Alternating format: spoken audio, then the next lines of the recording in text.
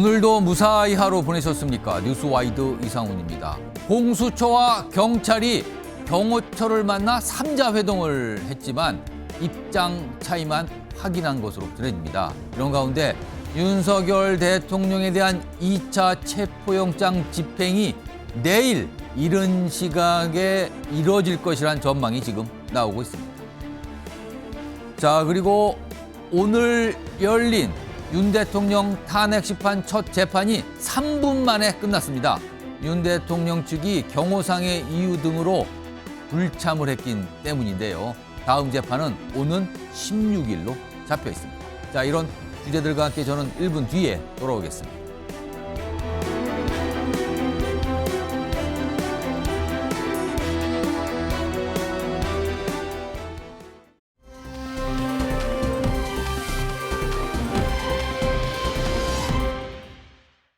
법을 집행하는 과정 속에서 이루어지는 것에 우리 군병력을 투입해서 그것에 어떠한 물리적 행위를 하는 것이 정당하지 않고 부여된 임무라고 생각하지 않습니다. 그 영장 청구 자체가 위법하다고 지금 이야기하는 건 모르고 계십니까? 그것이 위법하다고 규정이 난 것도 아니고 정당하다고 규정이 난 것도 아니지 않습니까?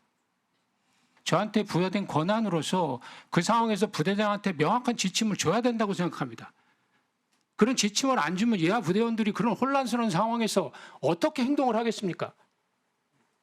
경호처는 분명히 부여된 임무인 관저의 외곽 경계 임무로 파견된 부대에 대해서 저희한테 어떤 협조도 없이 법 집행 질서 속에 위원대 투입을 했습니다. 그것을 하지 말아달라고 요청을 했고 거기에 답이 없었습니다. 월권이고 직권을 남용한 거라면 제가 그 부분에 대한 책임지겠습니다.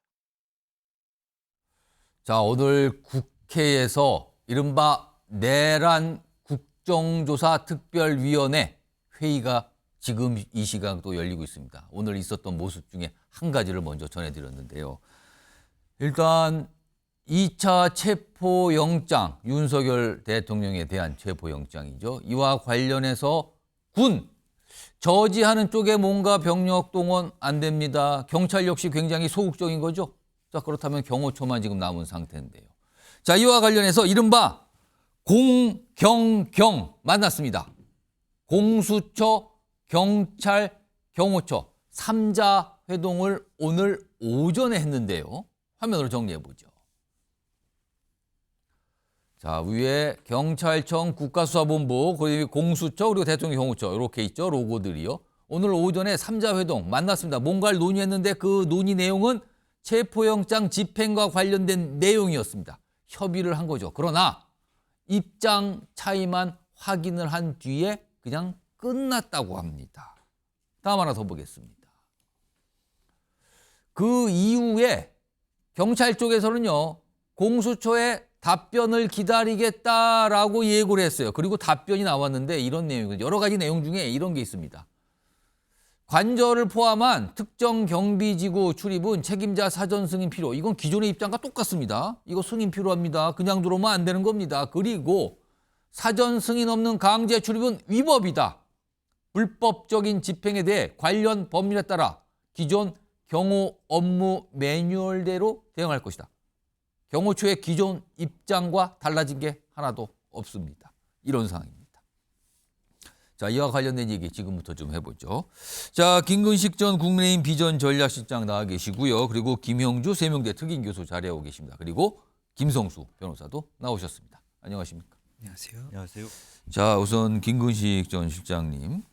오늘 공경경 3자 회동은 경찰에서 먼저 제안을 했다고 그러거든요. 어제 정도의 공문을 보내서 만나자. 그리고 오늘 이른 오전에 만남이 있었습니다. 빈손으로 끝났다는 얘기가 나왔는데 경찰에서는 왜 3자 회동을 하자고 제안을 했을까요? 다들 우려하는 게 바로 물리적 충돌이나 불미스러운 사태 아니겠습니까? 예.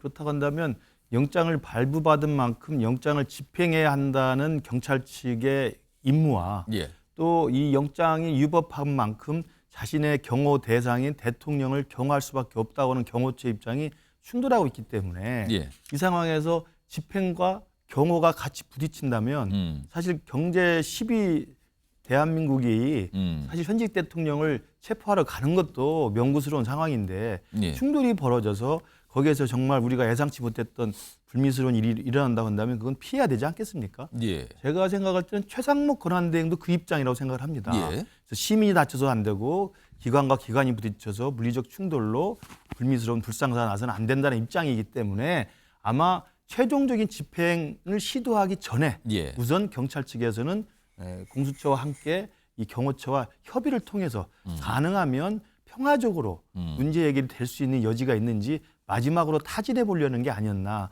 그렇게 생각이 들고 뭐 당연히 경호처에서도 자기 입장을 밝힐 예. 필요가 있기 때문에 응했던 것 같고 그러나 결론은 그게 평화로운 해결책은 없었던 걸로 생각이 됩니다. 그럼 결국에는 빈손, 뭐 별다른 협의가 이루어지지 않고 뭐가 합의가 없는 상태. 그렇다면은 경호처는 체포영장 집행 저지하겠다. 경찰은 저지하면 어쩔 수가 없습니다. 이것만 확인한 셈이 된 거예요. 자, 이런 가운데요. 내일 이른 오전에 체포영장 집행을 할 수 있다는 얘기가 아주 짙게 지금 나오고 있습니다. 화면으로 보겠습니다. 움직임들이 있어요, 지금. 국가수사본부가 3차 작전회의를 개최했답니다. 3차예요. 지난주에 먼저 1차를 했었고요. 그리고 어제도 지금 한 걸로 알려지거든요. 그리고 오늘까지 또 한 겁니다. 그렇다면 3번에 걸쳐서 이른바 작전회의를 개최했는데 지금 경찰청들이 쭉 나오죠. 아마 내일 체포영장이 집행이 되면은 동원이 될 경찰청을 지금 말하는 거예요. 서울경찰청, 경기 남부, 경기 북부, 그리고 인천 경찰청까지입니다. 그리고 뭔가 움직임이 있는데 향후에 24시간 내 이 24시간 기준은요. 아까 낮부터 시작됐어요. 이미요. 그래서 지금 나오는 얘기는 내일 오전 5시가 유력하다는 거예요. 지금 저게 표현이 오전이잖아요. 새벽입니다. 새벽 5시에 집행 개시가 될 가능성이 높다는 얘기가 지금 나오고 있는 겁니다. 김성수 변호사. 5시가 유력설이에요, 지금요. 내일 새벽 5시. 근데 앞서서 1차 체포영장 집행이 지난 3일이었는데 그때는 6시 15분 정도에 공수처 출발하는 시간이 나왔었거든요. 그때보다 1시간 이상 지금 당겨질 수 있다는 건데 왜 이렇게 새벽 시간에 지금 개시한다고 나온 걸까요? 예, 말씀하신 것처럼 지난번에 이제 6시 15분경에 이제 공수처에서 차량이 이동한다는 것이 보도가 됐었습니다. 예. 그리고 이 당시에 관저에 도착했던 시간이 오전 8시경이었다고 볼 수가 있거든요. 뭐 그러다 대충 보니까 저 준비가 돼서 이제 진정한 개시, 이제 뭔가 움직임이 들어가는 게 8시가 넘은 시간이었어요. 그렇죠. 그게 차가 막히는 시간이었기도 하고 오. 예, 그렇다 보니까 결국에는 경호처가 준비할 수 있는 시간을 더 준 것이 아니냐 이런 이야기가 나왔던 부분이 있었기 때문에 이번 같은 경우에는 더 일찍부터 시작을 하면 아무래도 차가 막히는 시간도 피할 수가 있고 또 지금 출근 현재 시간대를 좀 피해보자 이런 의도가 예, 있다고 그런 보이십니까? 부분도 있고 또 이제 1,000명 정도의 경찰 병력이 이제 동원이 될 거라는 이야기가 나오고 있지 예. 않습니까? 그렇기 때문에 지금 뭐 경기 남부나 북부 이런 곳에서도 그러면 병력들이 다 이동을 해야 되기 때문에 이동을 하는데 차가 막힌다고 해서 만약에라도 일부 병력이 도착을 하지 않는다라고 한다면 그때 바로 이제 개시할 수 없는 부분이 있을 수가 있는 것이고 또 이제 도착을 하게 되면 1,000명이라고 하면 이제 각각의 조를 나눠서 이 임무를 수행하는 부분을 그렇겠죠. 정할 거라고 한다는데 그렇다면 그 부분까지 정리를 하려면 아무래도 시간이 더 소요될 수밖에 없기 때문에 그 개시하는 시간 자체를 조금 더 일찍 시작을 해서 변수를 최대한 줄이려고 한 것이 아닌가 생각이 듭니다. 그러면 이거는 굉장히 조심스러워요. 그러니까 5시가 개시 시간이라고 일단 알려지는데 그럼 5시에 개시를 했습니다. 그러면은 한남동 관저 앞에 집결을 할 거 아닙니까? 지난번에는 6시 15분에 공수처를 출발하는 게 포착이 됐어요. 그리고 8시 조금 넘어서 관저에 모두 집결이 된 게 나왔거든요. 시간이 한 2시간 정도 걸렸습니다. 그럼 이번엔 5시에 출발하게 된다면 관저 앞 집결은 몇 시쯤으로 봐야 되는 겁니까? 한 6시에서 7시 사이 정도가 되지 않을까 싶습니다. 그 경기도 쪽에서 오는 경우에는 예. 사실 거리가 물리적인 거리가 있기 때문에 예. 막히는 시간이 아니라고 하더라도 상당한 시간이 걸릴 수밖에 없고 또 차량이 다 모인 다음에 이제 병력들이 다 내리고 병력들이 이제 각각 어떠한 역할을 할지 예. 조를 나누는 그 시간도 있기 때문에 그런 부분들을 감안한 것이 아닌가 생각이 되고 예. 또 그 과정에서 이제 또 출근 시간과 겹치게 되면 결국 도로에도 어느 정도의 병력들이 좀 나가야 될 수가 있거든요. 그 장소 자체가 좁기 때문에 그렇다면 그런 부분까지 감안을 한 것이 아닌가 하는 생각이 듭니다. 지금 김성수 변호사께서 설명하시면서 병력이라 그러는데 그걸 경력으로 네, 경력입니다. 병력입니다. 경찰 인력이니까 경력으로 하겠습니다. 경력. 병력이라고 하니까 이게 조금 약간 다른 분위기가 좀 느껴져요. 그래서 경력으로 바로 잡도록 하겠습니다. 김영주 교수님. 네. 공수처가 2차 체포영장을 발부받은 게 지난주, 정확하게는 지난주 7일이죠. 화요일 정도였습니다. 그럼 벌써 일주일이 넘어갑니다. 지금요. 시간이 꽤 지났어요. 예. 일주일 넘게 시간을 이렇게 보낸 거는 공수처와 경찰 어떤 의도일까요? 글쎄요, 우선은 뭐 조금 이제 그 체포영장 기간을 예. 넉넉하게 잡았거든요. 지난번보다는 2배 이상 해서 설 전까지 거의 뭐 잡았기 때문에 좀 여유 있게 하자라는 심리적인 부분이 하나 있고요. 또 예. 하나는 처음에 어떤 경력을 넣을 것인가에 대한 좀 그 여론전이 있었습니다. 실제로 예. 대테러 관련된 부대를 넣자 말자 해서 마약 수사대를 넣자 말자 이런 부분을 해서 한 번은 조금 그게 필터링이 될 수 있도록 여러 가지 여론에 한번 떠보는 그런 기견도 좀 있었던 것 같고요. 여론의 반응을 좀 볼 반응을 좀 필요가 있다. 보고서 실제로 뭐 마약 부분도 그럼 대통령이 뭐 마약 환장가 대테러 부분도 좀 그런 부분들에 있어서 약간 여러 가지 실제적으로 가장 대중들의 그러니까 국민들의 비난을 받지 않는 정도의 경력의 동원이라고 하는 부분도 엄밀하게 살펴본 부분이 있었던 것 같고 예. 또 하나는 한 주 동안은 사실 공수처가 적절한가 아닌가와 윤 대통령 측의 변호사와의 줄다리기가 있었습니다. 예. 사실은 그게 일단락이 어느 정도 됐거든요. 왜냐하면 사실은 뭐 어쨌든 뭐 처음에는 부당하다고 했습니다만은 어쨌든 기본적으로 공수처에다가 말하자면 변호 인력에 대해서 윤 대통령 측도 제시를 한 거 아닙니까? 그래서 일정 정도의 정당성의 문제가 말하자면 일주일 정도 가면서 정리가 된 상태에서 또 하나는 이제 실제적으로 경호처장의 조사가 있었습니다. 그렇습니다. 그 조사 과정에서 그 어떤 방식으로 하는 것이 좋은 것인가. 실제로 바로 체포를 하지 않고 다시 돌려보내고 그 다음날 국수본에 말하자면 조사를 함으로써 일정하게 경호처와의 어떤 심리적인 싸움을 했다고 보여집니다. 그래서 지금 차장이 직무대행을 하면서 이제 서서히 소위 경호처 안에서 매파와 비둘피카의 예. 어떤 자충수, 자기네들끼리의 어떤 분란 예. 이런 것들을 좀 하면서 그다음에 이제 밖에 진영에 있어서도 말하자면 그 탄핵 지지자와 탄핵 반대자들이 사실은 기가 다 빠질 때까지 일주일 동안 어느 정도는 그렇습니다. 추위 속에 추위 굉장히 속에서 힘든 처음에는 일이에요. 굉장히 긴장했겠습니다. 예. 근데 이제 일주일 지나고 나면 언제 잡아가나 심리가 이제 그럴 수 있기 때문에 그러니까 언제나 뭐가 일이 벌어지나 누가 오는 거 아닌가 이게 시간이 넘으니까 지칠 수밖에 예, 없죠. 그 어느 정도 지친 상태에서 예. 대대적인 한 번의 정리를 하고 그다음에 이번에는 아마 지난번에 5시간 좀 넘게 하다 돌아갔습니다만은 예. 3,000명의 병력을 1,000명의 3개월 조 정도로 살라미 전술, 인해 전술로 해볼 수도 있겠다라고 예. 하는 그런 생각도 갖게 됩니다. 지금 알려진 거는요. 체포영장과 관련해서 직접적으로 투입되는 경찰력이 한 1,000명. 그리고 외곽에서 질서 유지 또는 여러 가지 상황에 대한 정리하는 뭐 기동대라고 할까요? 그런 경찰 인력은 2,000명 이상이 될 거다. 이런 얘기까지 나오고 있는 상황이었어요. 이미 다 예고가 됐어요. 그 숫자는요. 이런 상황에서 지금 경찰 쪽의 얘기를 들어보면 굉장히 강경해요. 현장에서 만약에 무슨 방해되는 거 이런 거 즉각적으로 조치 취합니다. 이런 얘기를 반복적으로 얘기했거든요. 어제도 이런 얘기가 좀 나왔습니다. 들어보겠습니다. 체포 저지 행동을 한다면 이 역시 현행범이죠. 체포 저지를 적극적으로 한다면 현행범이 될 수 있습니다. 무력을 사용해서 방해하는 행위는 저희들이 현장 상황에 따라 적극적으로 조치할 것으로 생각합니다. 체포영장 집행과 관련돼서 어떠한 일이 있어도 시민이 다치시거나 그다음에 물리적 충돌로 인한 불상사는 일어나선 절대로 안 됩니다. 국회 차원에서도 노력을 부탁드리고요. 경찰이 집행하는 것을 무력으로 저항하는 이런 사태를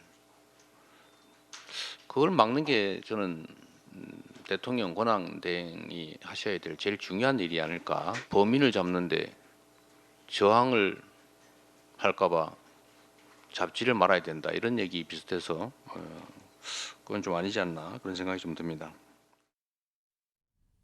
뒷부분에 있던 영상이 어제 모습이에요. 최상목 권한대행이 어제 이재명 대표를 만나는데 그 자리에서 최 권한대행은 충돌에 대한 걱정을 했거든요. 이런 거 불상사 있어서는 안 된다는 취지였죠. 그런데 이재명 대표는 아니 저항을 걱정해서 어떻게 체포를 합니까? 좀 그러지 않습니까? 면전에서 약간 반박한 셈이 있었어요. 그리고 앞서서 경찰 쪽에서는 뭐 국회의원이라도 만약에 저지한다면 이건 현행범 가능하다. 이런 설명까지 나왔습니다. 경찰도 굉장히 강경한 입장인 거죠. 경호처 역시 강정합니다. 물론 내분이 있다는 얘기지만 지도부 차원에서는 굉장히 강하게 모습을 강경한 입장 계속 보여주고 있거든요. 오늘도요. 소환이 있었는데 불응을 합니다. 화면 보겠습니다. 여기 보시면 김신 경호처 가족부장. 가족부장이라는 이 직함 자체가 무슨 의미인지 느껴지시죠? 최근접, 대통령 가족에 대한 최근접 경호를 한다는 그 담당 책임자일 수가 있어요. 그런데 오늘 오전 10시까지 출석하라. 경찰이 그랬거든요. 그러나 불출석, 불응을 한 겁니다. 특수공무집행 방해 혐의였었는데. 역시 경호처 지도부 차원은 여전히 강경한 입장. 그럼 강대강상인 겁니다. 김근식 전 실장님. 네. 경호처 입장도 그대로고 경찰 입장도 굉장히 강하고 내일 지금 뭐 새벽 이른 시간에 집행 가능하다는 얘기가 좀 나오고 있는 상황인데 지금 경찰 쪽 얘기 중에 나오는 게 내일 투입될 경찰들한테 뭐 휴대폰 배터리 넉넉하게 준비해라. 그리고 오래 갈 수 있으니까 뭐 기저귀 얘기까지 나오더군요. 어디 화장실이 여의치 않으니까 만반의 준비라는 뜻이겠죠. 자칫 이거요. 내일 만약에 체포영장 2차 집행이 들어가지만 이게 뭐 빠른 시간에 끝나는 게 아니라 막 1박 2일 뭐 한가해서 뭐 2박 3일까지 나오는데 이거 장기전으로 갈 가능성이 있다고 보십니까? 모든 가능성을 우리가 지금 쉽게 예측할 수는 없을 것 같습니다. 근데 1차 집행 때와는 달리 이번에는 경찰도 1차 때는 공수처 중심으로 공수처 부장검사가 앞장을 서고 예. 일단 경찰 그 공수처 수사관들하고 이제 특수단 수사관들 몇 분을 데려간 건데 저는 이번 2차 집행은 지금 상당히 오랫동안 준비를 면밀히 하는 것 같아요. 1차 때와는 달리. 아까 보니까 회의를 뭐 3번, 네. 오늘까지 3차 회의까지 했다는 그리고 또 이제 거니까요. 국수본 주제로 하고 있기 때문에 예. 그러니까 인력도 늘리고 매뉴얼과 그다음에 여러 가지 계획도 면밀하게 오랫동안 열심히 짜고 있는 것 같고 그리고 반드시 집행은 어찌됐든 끝을 내겠다라고 하는 의지도 상당히 강한 것 같습니다. 그렇기 때문에 저는 1차와 달리 2차 때 내일 만약에 이루어진다고 한다면 별 탈 없이 불상사 없이 잘 어찌됐든 마무리가 되기를 바라고요. 근데 문제는 이제 경호처의 완강한 저항이 지금 예상되기 때문에 그 저항과 과정에서 어떤 충돌이 있을지 어떻게 진행이 될지는 아무도 알 수는 없는 상황 같고 앵커께서 말씀하신 것처럼 대치가 오래되다 보면 예. 사실은 대치 상황에서 욱하는 과정과 이게 격렬한 충돌이 일어나면 안 좋은 일이 생길 수 있지 않습니까? 그렇습니다. 그다음에 제일 좋은 방법은 시간을 가지고 그냥 버티는 거거든요. 그렇다 보면 버티는 과정에서 하루가 지나고 이틀이 지날 수도 있다고 한다면 이거 정말 좀 창피한 말씀입니다만 회 토픽감이죠. 그렇지 않겠습니까? 저게 다 또 공개가 될 거 아닙니까? 그럼요. 외신에서 뭐 관심 가지고 다 생중계하듯이 보도를 할 텐데 예. 대한민국의 현직 대통령을 체포하러 경찰 1000명이 가고 대한민국 현직 대통령을 막기 위해서 경호처 직원들이 온몸으로 저항을 하고 그 과정에서 하루가 지나고 이틀이 지나서 장기 농성전에 들어갔다. 이건 사실은 대한민국 국격이 정말 추락할 대로 추락할 수밖에 없는 해외 토픽감이라는 말씀드리고 그래서 사실은 오늘 3자회동을 했으면 저는 경호처가 입장을 굽히든 아니면 공수처와 국수본 입장을 좀 굽히든 해서 이 부분에 대한 현명한 해결책을 찾는 게 저는 기대가 됐었는데 그렇게 되지 않아서 너무 안타깝고요. 만약 내일 집행을 하는 입장에서야 뭐 끝을 보겠다고 합니다만 어떤 일이 생길지 모르기 때문에 제가 우리 국민의힘 소속의 제가 정치인으로서 말씀드린다면 정말 충돌만큼은 없도록 했으면 좋겠다. 저는 꼭 그걸 부탁을 드립니다. 그러니까 길어져도 상관은 없어요. 사실은 충돌보다는 낫기 때문에. 예. 그래서 충돌 없이 한쪽이 결국은 지쳐서 돌아가든 아니면 한쪽이 지쳐서 문을 열어주든 예. 결론은 날 수 있지 않겠습니까? 그렇다면 저는 정말 불상사, 물리적인 충돌 없이 잘 끝날 수 있도록 다시 한번 또 부탁을 드려보겠습니다. 김영주 교수님. 네. 지금 최근에 이 경호처 뭐 관저와 관련돼서 이제 이 언론들이 이제 취재를 통해서 이제 공개된 사진들을 보면은 이게 몇 장이 있어요. 소총으로 무장을 한 채 경계를 서는 경호처 직원들의 모습도 이제 나왔어요. 네. 그러니까 이게 무슨 이 소총의 뭐 기종까지 막 소개가 되고 그러는데 소총입니다. 소총. 이거는 진짜 전쟁 때 쓸 수 있는 총 무기잖아요. 네. 이런 상황에서 만약에 내일 집행 때 대치 국면이 이루어지면 정말 이거 우리가 걱정을 하죠. 일어나서는 안 된다는. 이 불상사 가능성 커질 수밖에 없는 겁니까? 그렇습니다. 그런데 이제 경찰은 제가 생각할 때는 김승훈 차장을 먼저 체포하려고 할 겁니다. 그래서 이제 체포조가 있고 장애물 해소조가 있고 뭐 여러 가지 어떤 그 상계조로 할 텐데 아무래도 공수처장은 일단 스스로가 옷을 벗은 상태고 예. 차장을 먼저 어떤 단시간 내에 공수처장이 아니라 경호처장. 경호처장 예. 죄송합니다. 스스로 사퇴했죠. 사퇴를 했고요. 그러니까 가장 강경하다고 하는 차장을 어떤 형태로도 인신을 확보하게 되면 예. 상당히 기강이 빠른 시간 내에 무너질 수 있다라고 보여집니다. 왜냐하면 실제로 많은 그들 가족들이나 전체적인 국면 자체가 버티는 거는 버티는 거지만 사실은 한계가 있다는 걸 알지 않습니까? 그리고 과잉해서 이렇게 버팀으로 인해서 개인이 갖고 있는 또 가족들이 갖고 있는 손실이 엄청나게 큽니다. 불명예 제대를 한다든지 뭐 연금이라든지 뭐 그걸 갖다가 뭐 석동인 변호사가 여러 가지 어떤 비난을 하고 있습니다만 지금 실제적으로 동그라미에 나오는 인물이 김성훈 차장이라고 네, 그러네요. 네. 지금 동그라미 속에 있는. 그래서 그 전에 아마 뭐 윤 대통령도 그 안에 있니 없니 하고 뭐 예. 경호 가방까지 나왔습니다만은 그렇게 하고 있습니다만은 실제적으로 말하자면 경호차장을 빠른 시간 내에 신병을 확보하는 것이 관건이 될 것 같고 그렇게 되면 예상외로 쉽게 무너질 수 있다라고 보여지고 문제는 사실은 이제 1차, 2차, 3차 블록을 깨는 것보다는 관제 안에 들어가는 데 대한 저항이 쉬울 것인가 결국 국민들 앞에서 유리창을 깨고 들어가는 모습 그 자체를 보여줘야 되느냐가 가장 고민이 될 지점이라고 저는 보여집니다.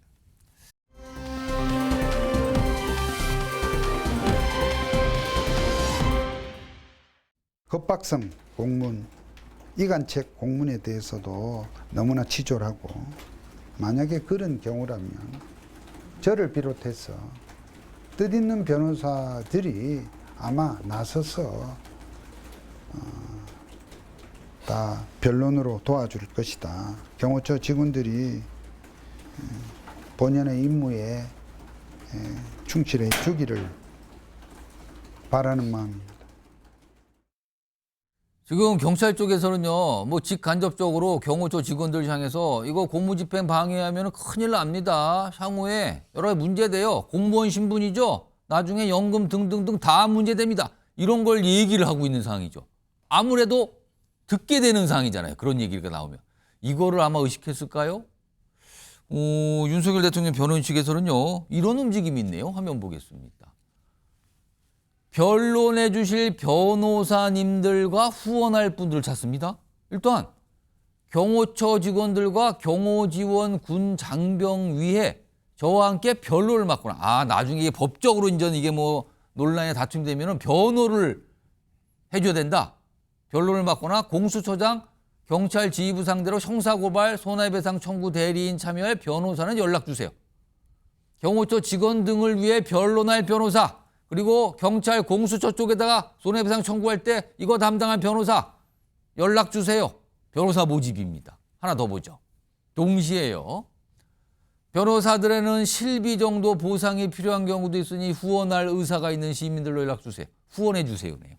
변호사 모집, 후원 모집입니다.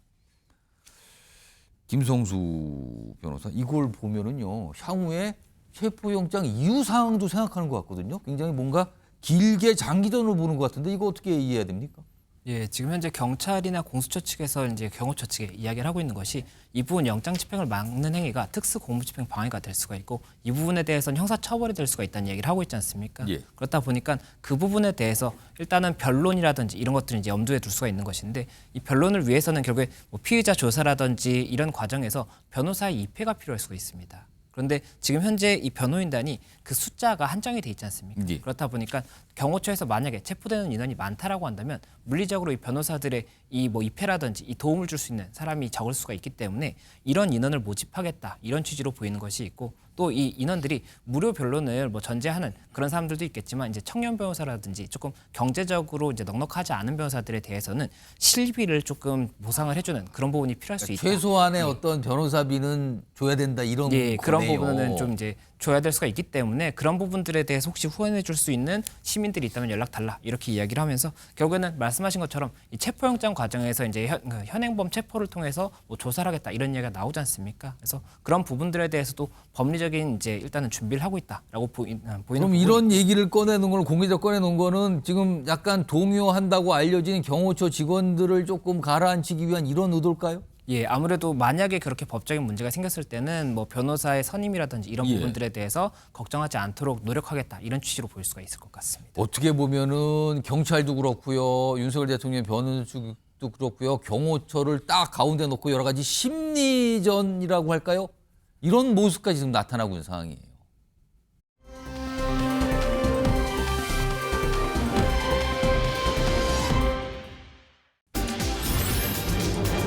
제3의 장소 어디를 말하는 걸까? 제3의 장소라는 표현이 오늘 등장을 합니다. 오늘 이른 새벽 시간이에요. 정진석 대통령 비서실장 글을 하나 공개합니다. 호소문이라는 글이에요. 호소문. 근데 여기에요, 많은 내용이 있는데 그중에 핵심은 바로 이겁니다. 윤석열 대통령과 관련해서 누구나 누릴 수 있는 자기 방어권을 보장해 줘야 된다. 자기 방어권 보장. 이 얘기를 꺼낸 거는 체포영장 집행에 대한 반대를 하는 거죠. 그러면서 이런 제안을 하는 것 같아요. 윤석열 대통령, 제3의 장소 또는 방문 조사. 그러니까 지금 공수처는 체포를 해서 조사하겠다는 거잖아요. 그런데 정진석 비서실장은 그게 아니고 제3의 장소에서 조사를 하든가 아니면 방문해서 조사를 하든가 모두 검토 가능합니다. 이렇게 제한성 글을 올립니다. 이와 관련해서요, 오늘 민주당에서 반응이 좀 나왔네요. 들어보겠습니다. 영장 집행 전에 마지막 카드 혹은 마지막 몸부림이라고 보여지는데요. 네. 방문 조사해달라는 거 들으니까 마치 예전에 서울중앙지검 검사들이 김건희 씨한테 소환당해서 핸드폰 뺏기고 네. 조사당한 적 있지 않습니까? 그 네. 결과는 무혐의였고요. 예. 지금 그거를 꼭 똑같이 하겠다는 거 아닙니까? 네. 일단 이런 제한성 글에 대해서 민주당은 뭐 굉장히 비판적이네요. 전략까지 들면서요. 김근식 전 실장님, 일단 방문 조사는 관저 방문이겠죠. 윤석열 대통령이 지금 머물고 있는 관저니까. 근데 제3의 장소는 어디를 말하는 걸까요? 민주당에서는 단박에 지난번 김건희 여사처럼 안 가 아닙니까? 이런 건데 제3의 장소는 어디를 뜻하는 걸까요? 글쎄요. 그러니까 제3의 장소를 일종의 대안으로 제시를 한 것 같은데요. 대통령도 공수처 조사실에 가서 예. 그 딱딱한 의자에 앉아서 조사를 받는 모욕을 당하는 것보다는 예. 출두와 조사에 응하긴 하되 응하는 방식을 하되 대통령의 품격과 예의를 받을 수 있는 그런 제3의 장소를 물색해 보자는 이야기 같고 그렇다면 공수처는 공수처대로 직접 체포영장을 집행하기 위해서 저렇게 물리적 충돌까지 감수하면서 예. 관저로 들어가야 되는 그런 수고로움을 덜고 조사가 목적 아니겠습니까? 그렇죠. 체포영장이라는 건 조사하기 위해서 궁극적으로는 조사하기 그렇죠. 위한 목적이에요. 그동안 소환을 계속 요구했는데 오지 않았기 때문에 체포영장을 발부받아서 모셔와서 조사를 하려는 거기 때문에 조사가 가능하다면 저는 저 방법이 정말 그 양쪽이 다 체면을 유지할 수 있는 좋은 방안이라고 생각하는데 예. 아쉬운 것은 아마도 정진석 비서실장 개인의 아마 옆에서 지켜보는 비서실장 입장에서 고민 끝에 나온 전 제안 같고요. 오늘 공수처도 사실 별다른 반응은 네. 없었어요. 그리고 윤석열 대통령의 지금까지의 행태나 행보를 봐서는 저 안도 받아들일 가능성은 전혀 없어 보입니다. 그럼 정진석 비서실장의 단독 행동으로 보시는 저는 겁니까? 그렇게 보이고요. 또 하나는 이제 정진석 실장이 저는 대통령을 모시는 비서실장으로서 옆에서 저런 식의 고민과 충정 속에서 저런 안을 내는 건 저는 있을 수 있다고 봅니다. 예. 그러나 기왕이면 저런 제안을 저런 설득을 예. 체포영장 발부 전에 소환과 출석 요구서가 왔을 때 저는 했으면 얼마나 좋았을까. 지금 3차까지 네. 소환 요구인데 그때쯤에는 왜 안 했는가? 그렇죠. 그러니까 체포영장이 발부될 때는 사태가 악화될 때는 악화된 상황인데 예. 그전에 공수처에서 출두 요구서를 계속 보냈지 않습니까? 날짜를 지정해서. 그럼 예. 조정도 가능한 것이고 그런 것이기 때문에 그때 비서실장의 책무로서는 그때 대통령님 제3의 장소에서 대통령으로서 품격도 지키고 그러나 또 소환에는 응해야 되기 때문에 그렇게 하는 게 어떻겠습니다라고 설득을 모르겠습니다. 설득을 해봤는지 모르겠습니다만 그렇게 했으면 여기까지 사태가 악화되지 않지 않았을까 그런 아쉬움은 좀 있습니다. 개인적으로. 약간 뒤늦은 제안이라고 보시는 거네요. 저는 이 사태가 악화되는 지금의 상황에서 본다면 예. 미리 했으면 훨씬 더 좋았던 해법이 아니었을까. 또 가능성이 더 높지 않았을까 생각을 해봅니다. 오늘 정진석 비서실장의 이 제안에 대해서 윤석열 대통령 측 변호인이 설명을 좀 내놨네요. 짧은 내용인데요. 들어보시죠. 정진석 비서실장이 제3의 장소에 대해서 조사 가능성 말했는데 어떻게 생각하시나요? 저희들과 상의가 없던 부분이고 또 우리 정진석 실장께서는 어쨌든 국가기관의 충돌, 물리적 불상사 이런 부분을 우려하셔서 나름 고민하시고 말씀하신 게 아닌가 생각을 합니다. 김영주 교수님, 정말 단독 행동이었을까? 어떻게 좀 생각하시는지. 그렇다면은 정진석 실장은 왜 이런 제안을 오늘 이른 새벽에 했을까? 어떻게 봐야 됩니까? 글쎄요, 뭐 나름대로 저 최근한 대응의 역할이라든지 또 그런 것을 얘기하면서 길게 썼던데요. 굉장히 내용이 많았어요. 네네, 뭐 여러 가지 그러면서 이제 뭐 이재명 대표는 그렇게 봐주고 왜 우리 대통령은 안 그러냐 이런 식의 자기 방어권 얘기하면서 그랬단 얘기를 말이에요. 하면서 그걸 똑같이 균형 잡아 달라라고 하는 얘기를 했는데 실제로 그럼에도 불구하고 윤 대통령 변호인 측은 사실은 우리하고 상의한 적 없다라고 하면서 사실 무위로 돌리는 뭐 그런 결과를 낳았다고 봅니다. 어떻게 보면 상당히 중요한 제안일 수도 있을 것 같아요. 챔포가 임박한 상에서 나온 제안인데 진짜 상의가 없었다라고 설명했네요. 그래서 그것은 제가 봤을 때는 대통령이 갖고 있는 심리적인 어떤 그 요철이 있지 않았냐. 나름대로는 변호사들이 있지만 또 나름대로 대통령실에서는 대통령을 보좌할 수 있는 최소한의 그 골키퍼 과학이라고 있는 게 아십니까? 골키퍼 과학. 골키퍼는 왜 페널티킥 할 때 몸을 던지느냐. 가만히 서 있으면 더 막을 수 있는데 가만히 서 있으면 안 하는 것처럼 보이기 때문에 그런 것일 수 있다. 그렇게 생각이 듭니다. 뭐라도 지금 해야 된다. 네. 뭐라도 해야 되는 상황이다. 네. 아, 그렇군요. 그렇다면 두 분 모두 약간 정진석 실장의 단독 행동으로 판단을 하시네요. 자, 이런 상황입니다. 이런 상황들이 쭉 이어졌어요, 오늘. 이런 가운데 윤석열 대통령 측에서도 사실은 지금까지 보면은요, 경찰의 움직임을 보면은 경호처 내에 약간의 의견 대립이 나타난다. 이런 거를 약간 파고드는 듯한 모습이었거든요. 경찰의 모습들이요. 뭐 소환 일정 잡고 이런 것도 그렇고. 그런데 오늘 보니까 윤석열 대통령 측이 공수처와 경찰 얘기를 해요. 근데 가만히 그 내용을 보면 경찰 쪽을 뭔가 두둔하고 약간 띄우는 듯한 내용을 얘기합니다. 화면으로 정리해보죠. 윤곽근 변호사, 윤석열 대통령 측 법률대리인인데요. 이렇게 얘기를 해요. 경찰은 기저귀를 차고 공수처의 주구가 돼. 주구. 공수의 개잖아요. 개. 이건 굉장히 험한 표현입니다. 경찰이 공수처의 주구다. 기저귀 찼다. 그러니까 이게 장기전 대회에서 뭐 기저귀 준비하라 이걸 또 이렇게 살짝 집어넣네요. 주구가 돼서 헌정사에서 가장 치욕스러운 역사를 쓰고 있다. 이런 얘기 끌어놓습니다. 하나 더 보죠. 그러면서 대한민국 경찰은 국난의 위기에서 나라를 지킨 구국의 경찰이다. 또 극찬을 합니다. 그런 경찰, 공수처의 불법 영장 집행한다며 기저귀 차고 있다. 김근식 실장, 이거 무슨 그림입니까, 이거는? 공수처와 경찰 사이를 이제 심리적으로 좀 분리시키려는 이야기겠죠. 이거를 이 고전에 나오는 표현이 약간 일종의 이관계입니까, 그러면은? EJ 할 수도 있는 것이고요. 그러니까 공수처 인력만으로는 사실 지난 1차 집행 때 보여준 것처럼 상당히 좀 무능해 보이기도 하고 실력이 없어 보이기도 하잖아요. 인원상 보면 사실 역부족이라는 평가도 받았어요. 네, 그리고 지금까지 공수처 출범 이후에 해왔던 성과를 보면 별다른 능력이 없는 것으로 많은 사람들이 의심을 갖고 있었기 때문에 공수처가 수사를 진행을 하되 지금 경찰 국수본에 도움이 없이는 사실은 집행하기가 어렵지 않습니까? 그러다 보니까 아마 윤곽근 변호사 측에서는 공수처와 경찰 사이에 이관계나 분리작전을 써서 경찰들 내부의 어떤 심리적 동요를 일으키려는 메시지로 보이는데 저는 저게 지금 경찰들의 만약에 내일 집행이 있다고 한다면 그 집행을 막을 만한 정도의 심리적 분열이 될 것 같지는 않고요.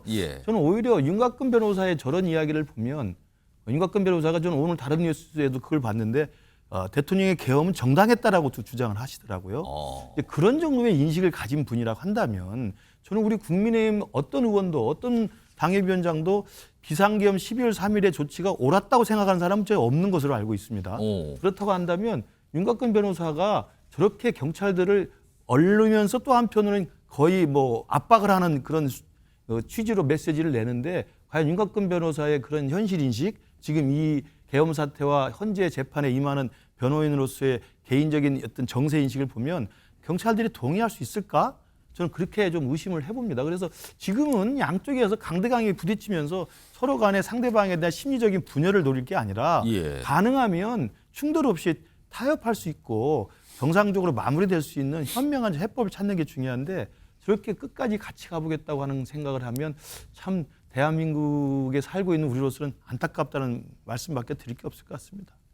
김영주 교수님. 네. 구국의 경찰이 왜 공수처의 주구가 되느냐 이거예요. 지금 그걸 요약을 해보면은 글쎄요.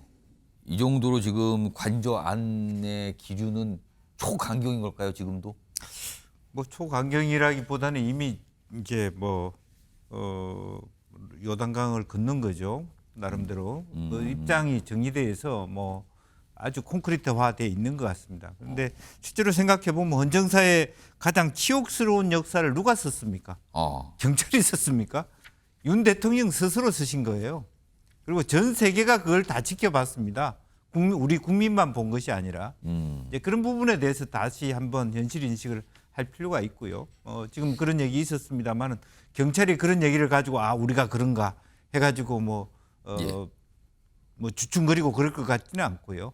네. 뭐 공수처의 주구 맞는가 이런 걸 따져볼 상황이 아니다 지금. 사실 어떻게 보면 가장 정당성을 많이 갖고 있는 것이 경찰이기도 하잖아요. 예. 그러니까 뭐 어쨌든 집행을 하고 그다음에 물론 공수처가 솔직히 말해서 자기 기관의 존립의 문제에 대해서 욕심을 부리고 오히려 공수처가 이 일에 방해가 되는 것도 사실이에요.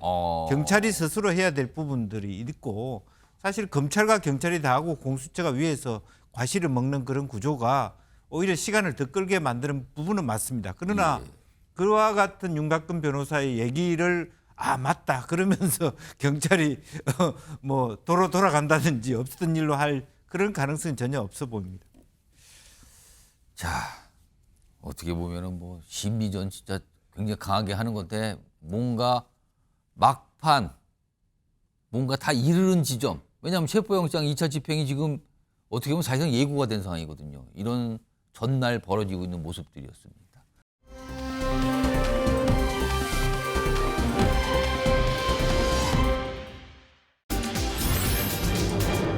체포 대상이 된 강경파. 지금 사진이 나왔네요. 김성훈 경호처 차장, 지금은 처장 대행을 하고 있죠. 오늘 무슨 영장이 발부됐다 그러네요. 화면 좀 보죠.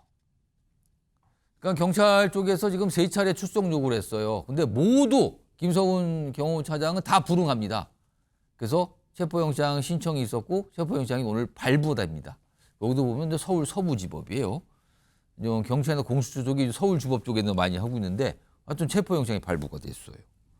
김성수 변호사? 자, 그럼요. 지금 알려진 대로 내일 이른 새벽에 윤석열 대통령에 대한 2차 체포영장 집행이 들어간다고 되면 지금 김성훈 차장도 체포영장이 발부돼서 체포가 될 수 있는 상황이에요. 그러면은 윤석열 대통령에 대한 체포에 앞서서 이 김성훈 차장에 대한 체포 시도가 먼저 이루어진다고 봐야 될까요? 이거 어떻게 이해해야 됩니까? 이해해야 될까요, 이거는요? 예, 저희가 경찰과 공수처에 이제 여러 가지 안을 예상했던 것이 이제 3가지 정도가 있습니다. 그 중에 하나가 이제 장기간 이게 뭐 2박 3일 이렇게 포위하고 그 과정을 통해서 저지를 뚫는 그런 방법이 있었고, 또 한 가지가 이 경호처의 간부, 이 수뇌부들이 결국에는 강경파가 있다라고 한다면 이 강경파들이 체포가 되게 된다면 기류의 변화가 있을 수가 있지 않습니까? 예. 그렇기 때문에 그 부분이 또 이야기가 됐던 부분이 있었고, 그리고 또 다른 방법들에 대해서도 여러 가지 이야기가 있었지만 지금 말씀하셨던 이런 부분이 결국에는 이 수뇌부라고 할 수 있는 지금 현재 1인자라고 할 수 있는 이 경호차장에 대해서 체포영장이 발부가 됐기 때문에 체포영장을 실제로 집행을 할 수만 있다라고 한다면 경호처의 지휘 감독에 기류가 변경이 될 수가 있기 때문에 아마 먼저 집행을 할 수 있다라면 할 수가 있겠지만, 그렇지만 실제 현실적으로는 아마 그 앞에 전면에 나서 있지 않겠죠. 아마 제일 뒤에 있을 가능성이 있기 때문에, 그렇다고 한다면은 실제 뭐 가장 먼저 집행을 한다든지 이것이 불가능한 부분이 있을 것이기 때문에 공수처에서도 그런 부분들에 대해서 여러 가지 이제 뭐 시나리오를 정하고 그 부분에 대해서 어떻게 진행을 할지 이거는 고민을 하고 있지 않을까 생각합니다. 그러면은 집행이 될 때, 체포영 집행이 될 때 김성훈 차장이 윤석열 대통령 최근접에서 경호를 지휘할 가능성이 있다 이렇게 보시는 겁니다. 예, 그리고 직상 당연히 최근접에 있을 가능성이 가장 높지 않을까 싶습니다. 아무튼 여러 가지 분석이 됩니다. 지금요. 일단 체포영장이 발부됐다고 그러네요. 체포 대상이 된 겁니다.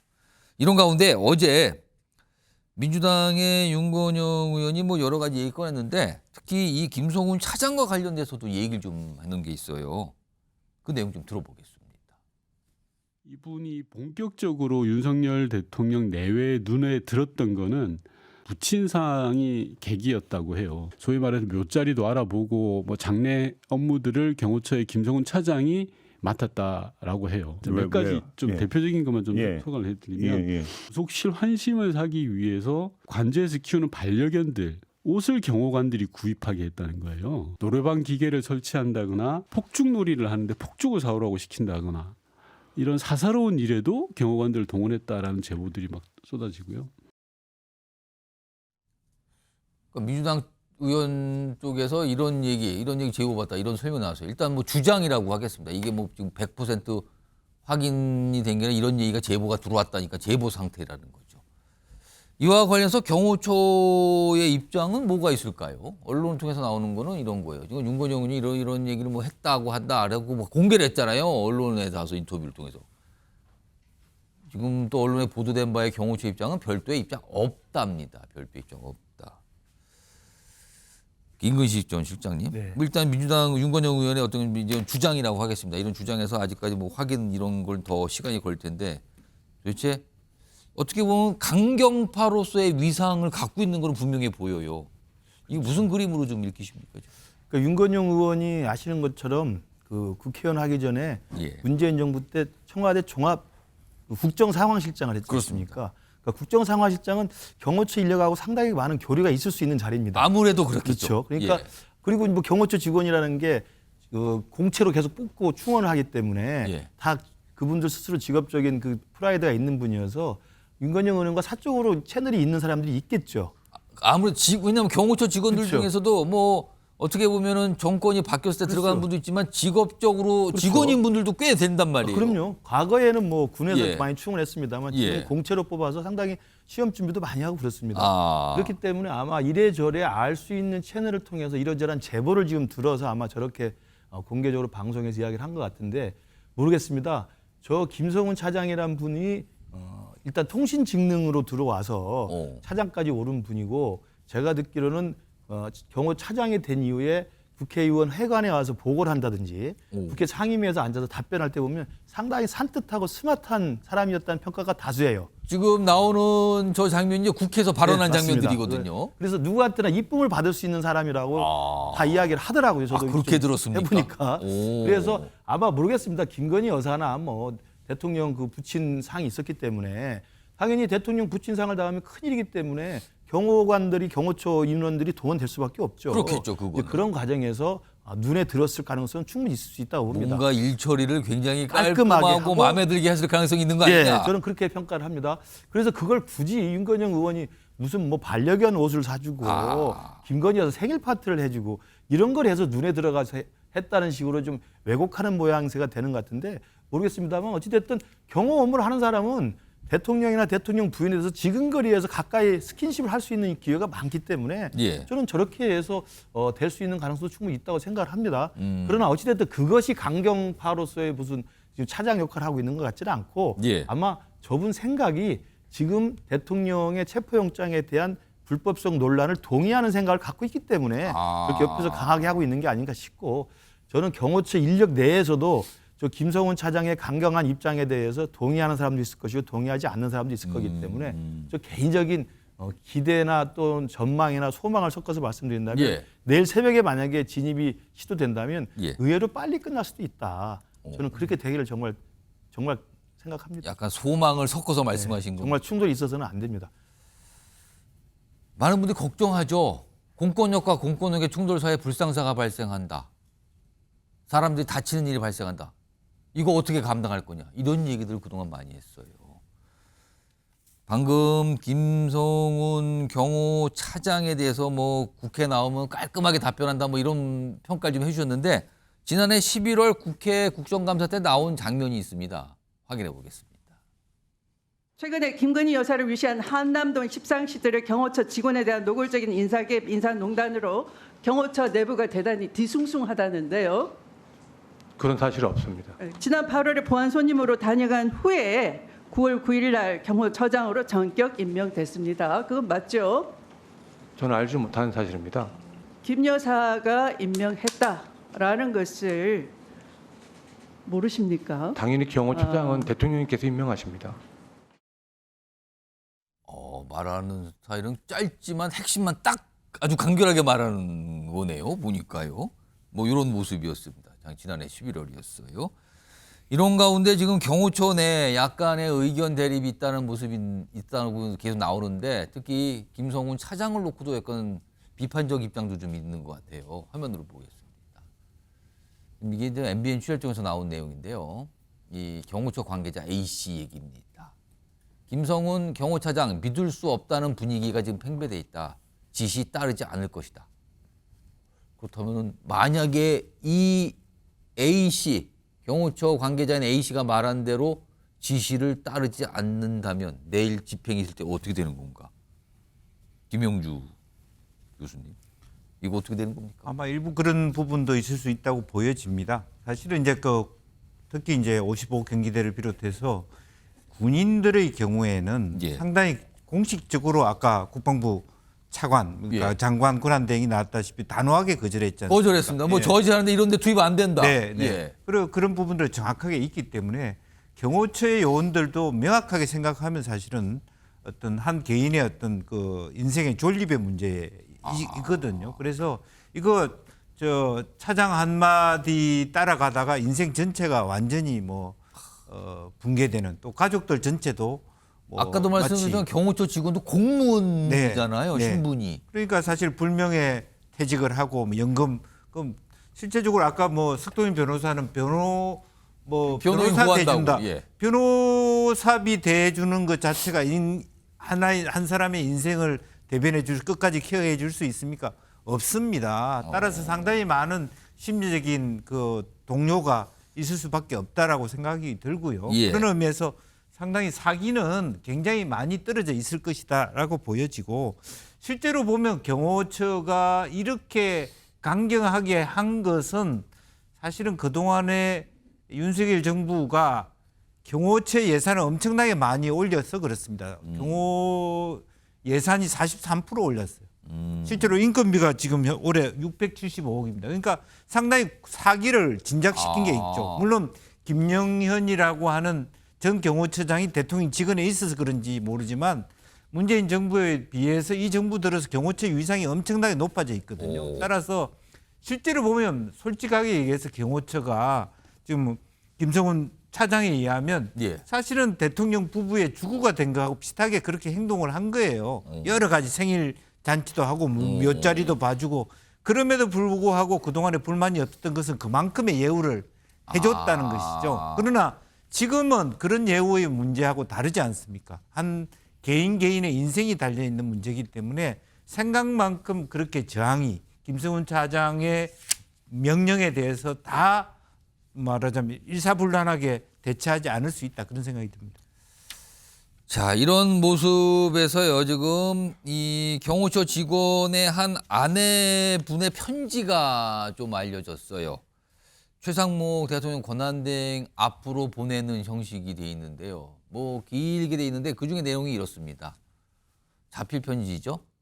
2차 체포영장 집행이 예정돼 있어서 마음이 매우 무겁다. 남편의 뒷모습에 매일 고통스럽고 불안하다. 중화기 무장하라는 지시 내려왔다는 얘기를 들어 뉴스 볼 때마다 지옥 같은 마음이다. 하나 더 보겠습니다. 그러면서 최상목 대통령 권한대행님 이렇게 얘기를 하십니다. 부디 길고 긴 상황 끝낼 결단을 내려주십시오. 그리고 윤석열 대통령님, 기관 간 대립과 갈등이 악화되지 않도록 해주십시오. 당부를 했네요, 결국에. 김근식 전 실장님, 네. 어떻게 보셨습니까? 편지 제가 좀 핵심적인 내용을 좀 읽어드렸는데. 그러니까 지금 뭐 공수처와 경호처의 기관 간 기싸움이 극한으로 가고는 있지만 예. 서로 간에 뭐 자기 주장을 가지고 버티기를 합니다만 거기에 지금 빨려 들어가고 있는 그 소속의 부인의 입장에서 얼마나 이게 불안하겠습니까? 그러니까 이게 무슨 일이 날 수도 있다는 그렇죠. 그 공포감도 있을 거 아닙니까? 그러니까 아까도 제가 말씀드렸지만 지금 대통령실의 경호처 인력은요 공채로 당당하게 들어온 사람들이에요. 그리고 굉장히 자부심이 강하고요. 예. 그리고 공무원으로서 자기의 역할과 자기의 그 공무원으로서의 신분에 대해서 상당히 많은 프라이드를 가지고 있는 분입니다. 예. 그래서 저기 경호처에 가서 정말 대통령이라는 대한민국의 최고 국정 책임자를 경호한다는 미션을 가지고 소명의식을 가지고 하시는 분인데 이게 지금 난데없이 대통령이 비상계엄 사태 그리고 공수처의 체포영장 발부로 인해 가지고 두 기관이 충돌하게 됐을 때 이걸 지켜보는 아내 입장에서는 얼마나 불안하고 그다음에 잠을 못 이루지 않겠습니까? 저는 그러면서 보면 정말 아까 그 최상목 권한대행하고 예. 대통령께 당부 드린 것처럼 이 부분을 끊어야 될 부분들을 끊어주면서 해결을 해주면 둘이 굳이 기관 간에 그 소속된 요원들끼리 충돌할 이유가 없지 않겠습니까? 저는 그렇게 본다면 제가 아까 계속 말씀드린 것처럼 한 발 좀 물러나는 지혜가 필요하다. 공수처는 공수처대로 자기의 어떤 기관의 어떤 언론에 대한 어떤 그 의식을 해서 너무 무리하게 집행하는 것도 좀 자제할 필요가 있고 물론 가장 큰 근본 원인은 대통령이 출석 요구에 응하지 않은 게 가장 큰 원인입니다. 그렇기 때문에 대통령도 지금이라도 대통령께서 계엄을 잘했다고 지금도 생각하고 정당하다고 생각을 하시면 헌재에도 떳떳하게 나가시고 수사에도 떳떳하게 임하셔서 자신의 입장을 가지고 국민들 설득하는 게 낫지 예. 저렇게 스스로 본인의 관제에 정치적 농성을 하면서 자신을 경호할 경호원들을 앞에 앞장세우면 누가 그걸 수긍할 수 있겠습니까? 저는 그래서 이런 모든 것들을 끌어낼 수 있는 것은 대통령 본인의 결단인데 그렇게 하지 않고 있어서 이 상황이 악화될 대로 악화되는 상황에서 그 속에 빨려 들어가는 경호관의 부인인 그 개인 한 자연인으로서 국민의 입장은 가슴이 찢어질 거라고 생각합니다. 참 안타까운 일입니다. 김영주 교수님, 이 경호관의 아내분의 당부가 최상목 권한대행 그리고 윤석열 대통령을 향해서 결단을 좀 해달라는데 아직까지 그 결단은 들려오지 않고 있네요. 그렇습니다. 이제 최상목 권한대행이 조금 더 말하자면 이제 그 민주당도 너무 강한 압박이 가지는 좀 부담을 있는 거예요. 최상목 권한대행에 대해서도 말하자면 실제로 경호처가 무장하라는 그런 주장을 이재명 대표가 하고 있지 않습니까?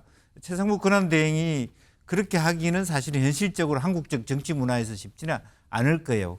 그러나 기본적으로 어떤 뭐 정진석 실장이나 다 마찬가지로 조금 더 부드럽게 해결하자라고 하는 부분이 있고 제가 생각할 때 겉으로 보기에는 새벽 5시부터 와서 강경한 무장으로 들어갔습니다만 그 과정에서도 계속 그 대통령 측 변호인들이나 또 정진석 실장과의 한 라인을 열어서 마지막에는 정말 우리 대통령이 그냥 이제 됐다. 고마해라.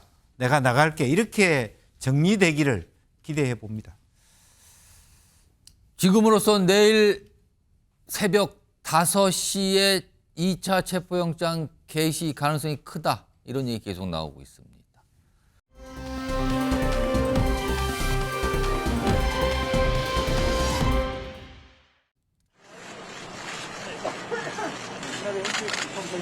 주의하여야 합니다.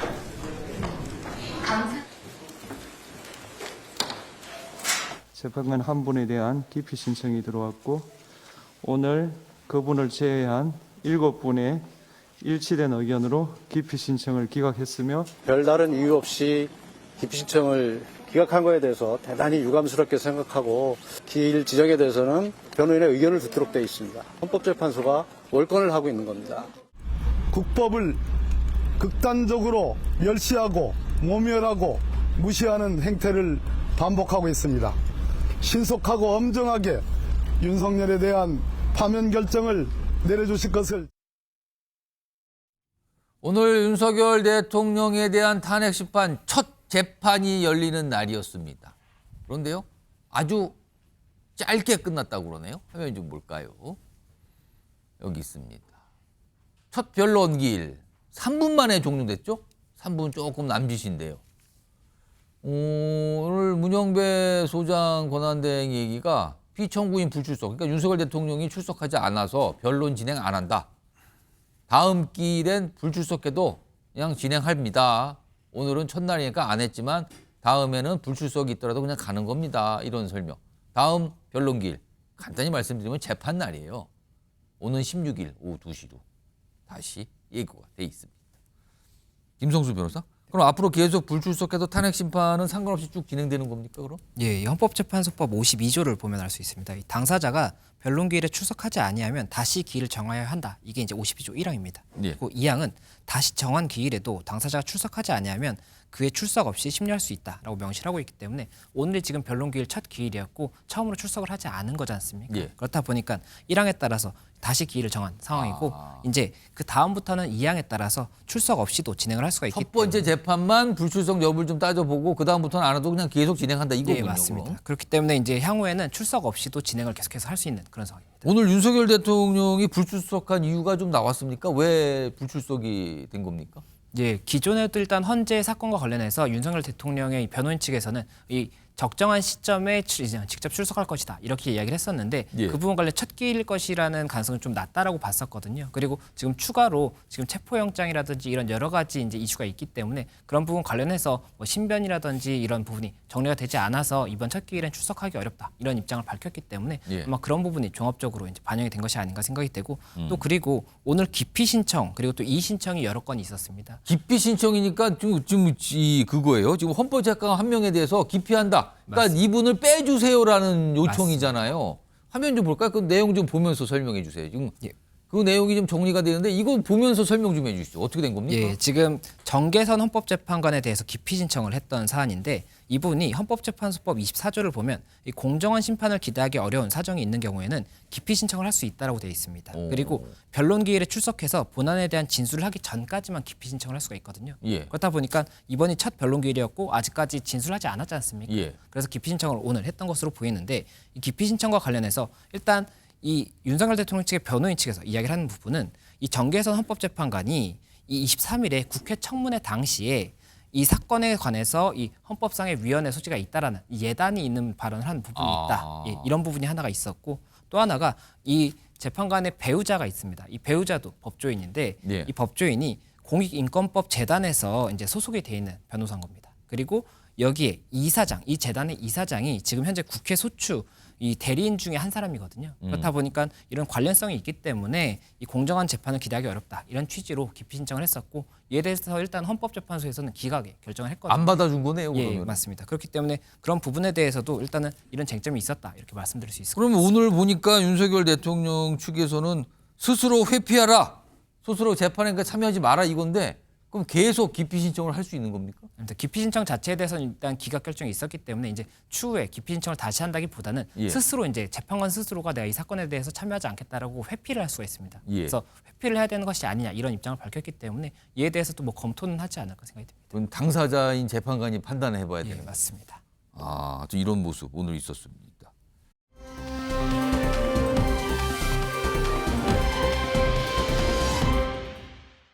아직 국회 내 의결 종족수가 안 채워진 것 같으니 빨리 국회 안으로 가서 의사당에 있는 사람들 끌어내라. 12월 10일 날 그 국방결정 제가 그렇게 정확하게 말씀을 드렸고 문짝을 부숴라. 이거는 명확한 거죠? 맞습니다. 의결 정족수가 채워져 있지 않았기 때문에 빨리 국회 문을 부수고 들어가서 안에 있는 인원을 끄집어내라 이 말씀이었는데 법률적으로 문제가 된다라는 걸 제가 그 상식적으로 판단이 가능했었고 건물 유리창을 깨고서라도 국회 본관 안으로 진입하라. 국회의원들을 밖으로 끌어내라라고 지시했다라고 되어 있습니다. 제가 한 말이 아니고 그 대통령께서 하신 말씀들을 전달하는 과정에서 그 말을 전달하는 내용이 전파된 것이지 제가 그렇게 하라고 지시한 상황 아닙니다. 이의가 나왔어요? 이거 좀 또 패널 분들과 얘기해 볼 텐데 성시훈 민주당 정책위 부의장 나오셨고요. 그리고 이준우 국민의힘 미디어특위위원 자리하고 계십니다. 안녕하십니까? 우선 성시훈 부의장. 예. 지금 특전사령관이잖아요. 예. 근데 앞서서 윤석열 대통령 측에서는 이거 다 거짓말이라고 그랬거든요. 네. 사실이 아니다. 특전 이거 사령관들 잘못된 얘기다. 근데 오늘 지금 특전사령관 얘기는 다시 한번 강조하네. 이거 맞다. 지시 받았다. 이거 어떻게 된 겁니까, 그럼? 자, 우리가 곽종근 사령관을 비롯해서 지금 대통령의 부당한 지시에 대해서 증언하고 있는 군인들을 상황을 생각해 보면 예. 저런 증언을 한다는 것 그럼 지금 박종건 사령관도 지금 중요 임무 종사자에 해당이 됩니다. 예. 그렇기 때문에 군인들이 저렇게 내란죄의 명백한 증거가 될 수 있는 증언을 한다는 것은 뭐냐면 본인의 죄도 가중시키는 겁니다. 그러니까 내란죄의 혐의가 짙어질수록 본인들도 중요 임무 종사자로 처벌받을 가능성이 높아지는 겁니다. 예. 그렇기 때문에 그 윤석열 대통령 측의 입장대로라면 지금 군인들이 본인의 더 벌을 중하게 받기 위해서 더 강한 처벌을 받기 위해서 거짓말을 하고 있다는 것이거든요. 이게 상식적으로 말이 안 되지 않습니까? 예. 그렇기 때문에 지금 윤석열 대통령 측 거기 그 윤석열 대통령만 지금 부인하고 있을 뿐이지 곽정근 사령관뿐만 아니라 관련된 지시를 받았던 사람들은 하나하나 다 자백을 하고 있습니다. 곽정근 사령관도 사실 그 국방위 현안 질의 때 처음에는 답변을 못했죠. 예. 그러니까 우리가 지난달에 다 봤지만 그때는 답변할 수 없습니다. 하다가 본인의 이 양심적 가책에 그거를 결국 견디지 못하고 마지막에 양심 고백 차원에서 얘기를 한 겁니다. 예. 그 이후에는 이제 다시 이번에 나와서 국조특위 나와서 본인이 했던 발언을 다시 확인해 준 것이기 때문에 저는 저거에 대해서 법원에서도 제가 말씀드린 부분 본인의 죄를 중하게 하기 위해 굳이 거짓말을 하지 않을 것이다라는 상식적 차원에서의 이해로 저 말을 저는 받아들일 거라고 보고 있습니다. 이준우 위원. 네. 지금 다시 한번 좀 충돌된 거예요. 처음에 사령관들이 지시를 받았다. 대통령부터 뭐 끌어내라. 뭐 여러 가지 얘기가 있었어요. 그 지시를 받았다. 그러나 윤석열 대통령 쪽에서는 그거 사실 아니다. 저쪽에서 지금 뭐 거짓말한다 이런 취지의 반박이 있었는데 오늘 다시 한번 지시 받았다고 또 얘기를 하는 거예요. 네. 이거 어떻게 된 겁니까? 그럼? 그 누구나 피의자가 되고 수사를 받게 되면요, 자기의 죄를 면하기 위해서 누군가 떠넘기기를 다 시도합니다. 그건 뭐 군인이든 간에 뭐 국회의원이든 간에 일반인은 다 마찬가지일 겁니다. 아마 그래서 곽종근 사령관이 민주당 의원이 운영하고 있는 유튜브에 나가서 울먹이면서 얘기한 적도 있어요. 때문에 과연 정상적으로 진실을 얘기하는 건지 아니면 오염이 돼서 특정 부분만 얘기하는 건지 그거는 검증이 필요하다고 말씀드릴 수 있고요. 또 하나 본인이 지금 저렇게 처벌받을 수 있는 위기가 있다 그러면은 그 위기를 떠넘기기 위해서 누군가한테 고의로 좀 약간 떠넘기는 이제 그런 발언을 할 수도 있는 것도 배제할 수 없는 거고요. 또 하나는 실제로 믿고 착오를 일으켜가지고 진술했을 수도 있습니다. 그렇기 때문에 저 진술 하나 가지고 입증이 됐다라고 말하는 건 무리고요. 저건 재판에 가서 상대편의 반론 신문을 얻어서 서로 진실이 무엇인지 체크하는 과정이 반드시 필요하다 이렇게 말씀드리고요. 저는 오늘 저분만 아니라 다른 분도 또 있었습니다. 박인수 육군 참모총장이 있었거든요. 그분은 또 이런 말을 했습니다. 결심실이라고 있습니다. 결심실에 들어가서 대통령하고 제2차 계엄에 대해 논의한 적이 있느냐 얘기 나왔는데 없다고 부인을 했습니다. 이것도 지금 언론과 최초에 나왔던 여러 가지 썰과 다른 부분이 또 입증이 된 거고요. 또 하나 또 이진우 수도사령관이 있습니다. 이진우 수도사령관은요. 추가 출동 인원을 위해서 파악을 했느냐 이런 진술이 그때 있었거든요. 그런 소문도 있었고 그런데 또 나와서 오늘 그런 인원 파악이 없었다고 또 얘기를 했어요. 약간 좀 기존에 나왔던 어떤 얘기들을 전부 다 부인한 내용이었군요. 그렇죠. 전부 다 뒤집는 거죠. 그러니까 제2계엄 준비도 없었고 추가 출동을 위한 인원 파악도 없었습니다. 이런 식으로 오히려 오늘 국조를 통해 가지고 그동안 잘못 알려진 것들 바로잡는 정보가 더 많았다. 저는 그래 봅니다. 박종근 사령관 관련해서 하나는 짚어야 될 것 같은데요. 이걸 떠넘기기 위해서 그렇게 말할 수도 있다. 아닙니다. 지금 박종근 사령관은 그 중요 임무 종사자가 되는 거예요. 그렇기 때문에 본인이 대통령의 지시를 받아서 대통령이 시켜서 한 것이지 나는 그걸 지시한 적이 없다로 말을 하더라도 그것을 임무를 수행했다는 것 자체로 내란죄의 중요 임무 종사자가 되는 것이기 때문에 본인의 책임을 떠넘기기 위해서 거짓말을 했다. 이것은 가당치가 않습니다. 김성수 변호사는 지금 이게 이제 진술이 갈린다고 볼 수 있어요. 윤석열 대통령 쪽에서 나오는 얘기와 사령관의 얘기가 특히 이 지시 여부에 대해서 갈리는데 이게 헌법 재판에서도 좀 중요한 쟁점입니까? 그렇게 되는 겁니까 이게? 이 헌법재판에서 결국에는 파면 여부를 결정하기 위해서는 사실관계를 명확하게 특정을 해야 될 겁니다. 그렇다면 사실관계가 누구의 말이 맞는지를 확인을 해야 되는 것이고 지금 말씀하신 것처럼 각각의 사실관계에 대한 주장이 달리 나오고 있지 않습니까? 그렇게 되면 진술의 신빙성을 이제 따지게 돼야 되는 것이고 이 신빙성을 따지기 위해서는 이 뭐 다른 사람이 또 동일한 상황에 있던 다른 사람의 진술 이런 것도 필요하겠지만 그에 또 걸맞는 뭐 핸드폰 사용 내역이라든지 문자 메시지 이런 부분들에 대한 또 물증이 추가적으로 나와서 그것을 통해서 어느 쪽의 사실관계 진술이 더 명확하게 신빙할 수 있느냐 이것을 이제 봐야 되는 것이고 만약이라도 이런 사실관계를 다 시간 순으로 정리를 해봤을 때 모순되는 부분이 있다라고 한다면 그 부분에 대해서 이제 단정하기 조금 어려울 수가 있기 때문에 그런 부분까지도 종합적으로 볼 것이고 지금 오늘의 이런 증언들이 결국에는 참고가 되는 자료가 될 겁니다. 그런데 이후에 결국에는 이 탄핵 심판 사건 자체에서도 증인 신문을 통해서 결국에는 이 양측이 각각의 진술의 신빙성에 대해 다투는 과정이 있을 것이기 때문에 그런 부분까지도 저희가 봐야 되는 것이고 현재 이 상황만 가지고는 어느 쪽의 주장이 맞다라고 단정하기는 서로 좀 어렵다 이렇게 보입니다. 오늘 이 국조특위 회의에서는 또 포고령과 관련된 얘기가 있어요. 무슨 김용현 전 장관 얘기하면서 포고령 뭐 작성 이런 거에 대한 질의응답도 있었는데 일단 그 내용 확인해 보겠습니다. 국방부 담당자가 계엄 소포문을 작성한 적이 있습니까? 없습니다. 국방부 장관은 누구의 자문을 받고 한 것이고 누가 그 포고령을 써준지 지금도 모릅니까? 예, 저희도 지금 거기까지 확인을 못했고 아마 뭐 확인이 될 것으로 알고 있습니다. 수사하면서. 이 포고문을 누가 가져왔습니까? 장관님께서 주셨습니다. 장관이 직접 줬습니까? 네네.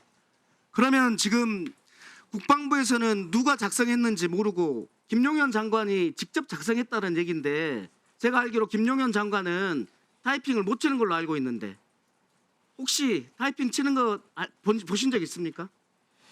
저는 본 적이 없습니다. 타이핑을 직접 장관하고 사령관한테 타이핑 치냐는 질문이 나왔는데 아마도 밑에 있는 부관이나 누가 치겠죠? 밑에 있는 부하 직원이요? 저런 질문도 나왔네요, 오늘. 자, 이런 가운데 곽종근 특전사령관 오늘 또 몇 가지 좀 귀를 잡는 얘기도 했어요. 이 계엄이 언제부터 얘기가 됐던가 이런 거와 관련된 내용인데 들어보겠습니다. 10월 1일 모임과 11월 달에 점심 한번 한 것, 그 이후 전화 통화 이렇게 시간이 이어집니다. 말을 들은 게 10월 1일 모임 그때부터 이게 비상계엄 관련된 것은 김용현 장관한테 될 상황도 아니고 될 수도 없고 우리 특전대원들이 안 따른다라고 분명히 말씀을 드렸습니다. 그러고 나서 그 뒤에 김용현 전 장관이 저한테 얘기한 것이 대통령께서 직접 말씀하셨다고 하시면서 대대급 이하 강화수당을 빨리 좀 올려주라라고 직접 얘기를 했습니다. 그리고 필요한 조치들이 당근을 주신 거네요, 그러면 사령관님? 성준 부장 이 얘기 보면 뭐 10월, 11월부터라는 얘기가 나오네요. 그리고 무슨 당근책이 있었다는 이런 얘기가 나오네요. 그러니까 앞서 다른 분들이 그 다뤘던 경호처도 예산을 많이 늘려주면서 경호처에 뭔가 기간을 다 잡았다라는 얘기도 하지 않았습니까? 마찬가지인 겁니다. 이제 뭔가 이전에 사실 저렇게 곽정훈 특전사령관이 10월에 처음 들었을 때 저렇게 말하는 것이 정상적인 거죠. 사실 김용현 전 장관도 8월, 9월 이 시기에 민주당이 계엄에 대해서 계엄설이 있다는데 어떻게 생각하냐고 물었을 때 내가 그 명령 내리면 지금 2024년에 그걸 듣겠냐, 다 거부할 것이다라고 그러면서 계엄설을 더 전면 부인하지 않았었습니까? 그게 그대로 드러났던 겁니다. 그럼에도 불구하고 대통령과 김용현 전 장관은 무리해서 명령을 내리면서 어떻게든 이 계엄을 시도하기 위한 노력들을 했다는 게 드러난 것이고 그렇기 때문에 뭔가 즉흥적으로 했다든지 아니면 뭐 준비 없이 그냥 2시간짜리 짧게 계엄을 그냥 시도한 것이다, 경고를 주기 위해 한 것이다 이런 것이 아니라 사전에 상당히 오랜 기간 동안 꾸며왔다는 것이 지금 드러나고 있는 것이기 때문에 대통령이 그 이후에 밝혔던 뭔가 그런 변명들이 다 거짓에 불과하다라는 것이 지금 드러나고 있는 것으로 보여집니다. 이준호 의원은 10월, 11월 뭐 들었다, 인지했다 약간 이런 얘기가 설명이 좀 나왔는데 이거 어떻게 좀 봐요? 곽정근 사령관이 지금 방금 말할 때 지금 어떤 내용을 말하냐면 대통령이 지시했다라고 하면서 전달한 얘기가 나와요. 그런데 그게 확인이 필요합니다. 본인이 어떤 명령을 지휘를 할 때 이 어떤 힘을 시키기 위해서 내보다 더 상급자가 시킨 중요한 지휘다라고 해서 강조하기 위해서 대통령을 끌어들여서 말을 한 건지 아니면 실제 대통령이 지휘를 한 건지 이거는 확인이 필요한 건데 저렇게 일방적으로 곽정근 사령관의 입을 통해서만 모든 것이 사실이라고 단정적으로 가정을 해서 지금 판단하는 것은 매우 옳지 않다 그렇게 생각합니다. 자, 그리고요 오늘 이 국조특위 증인 채택권, 특히 윤석열 대통령을 증인으로 채택하는 이게 며칠 전부터 쟁점이었거든요. 근데 뭐가 좀 확정이 됐나 본데요. 내란 국조특위 윤석열 대통령 증인 채택을 했습니다. 야당 주도로 의결됐다는 겁니다. 근데 이준호 현실적으로 이게 증인이 채택되면 출석을 하라는 거잖아요. 네. 근데 이게 가능할까요? 지금 이게 뭔지 공수처가요. 지금 체포하려는 목적, 그러니까 무리하게 모든 법적인 절차를 하자가 많음에도 불구하고 체포한 목적 중에 하나가 뭐냐면은 헌재 대통령이 출석해서 직접 변론한 것을 막기 위한 게 아니냐라는 그런 의혹도 있습니다. 왜냐하면 직접 변론하면요. 그동안 공개하지 않았던 계엄 선포 사유가 나올 수 있거든요. 그런 설명을 하겠다고 예고도 했기 때문에 아마도 그를 막기 위해서 그럴지 모르겠는데 이런 상황에서 또 국회에서 윤석열 대통령을 출석을 요구한다. 그러면 공수처는 지금 뭘 하고 있는 거죠? 오히려 공수처는 민주당과 서로 소통인지 뭐 내통인지 모르겠으나 이상식 의원과 전화통에 불이 나게 서로 연락한다고 그러지 않습니까? 그러면 민주당과 지금 수사기관이 서로 짜고 짬짬이로 이렇게 대통령의 어떤 신변을 확보하기 위한 그런 공작을 하는 게 아닌지 의심하지 않을 수 없는 거지요. 그래서 저는 이렇게 윤석열 대통령을 증인으로 채택하고 이재명 대표 그리고 김어준 씨에 대한 증인 채택은 불발된 것은 굉장히 불공정할 것이고 오히려 많은 국민들이 지금 대통령의 여론조사 지지도 또 국민의힘의 여론조사 지지도가 상당히 올라가고 있는데 오히려 더 기름을 붓는 격이 될 것이다. 그래 봅니다. 성시훈 부의장은 윤석열 대통령이 나올까요? 증인으로? 뭐 안 나올 사유가 없지 않습니까? 지금까지 공수처에 대해서는 공수처에 뭐 수사 권한이 없다, 뭐 이런 불법성을 본인이 법을 초월해서 주장을 했지만 지금 국조특위 어떻습니까? 지금 여야 합의해서 지금 여당도 참여하고 있는 특위 아닙니까?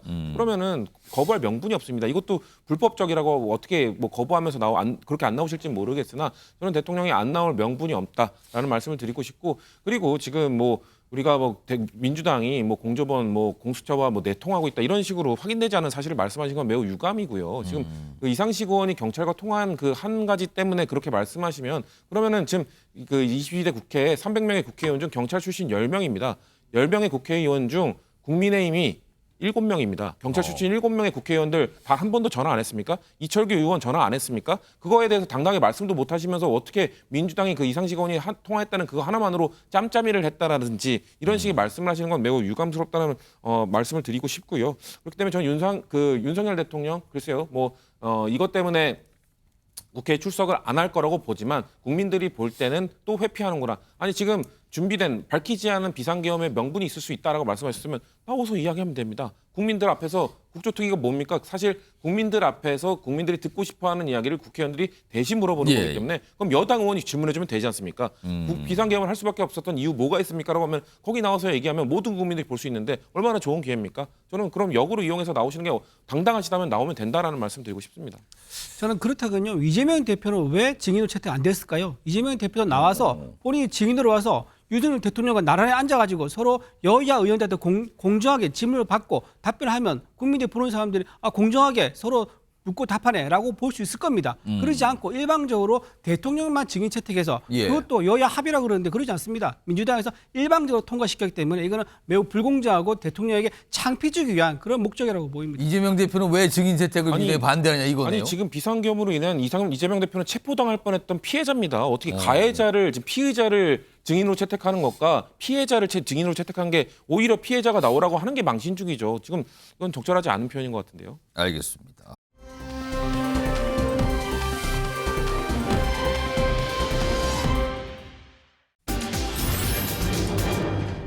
형님이라고 하지 마. 형이라고 부르지도 말라 이 뜻인가요, 지금요?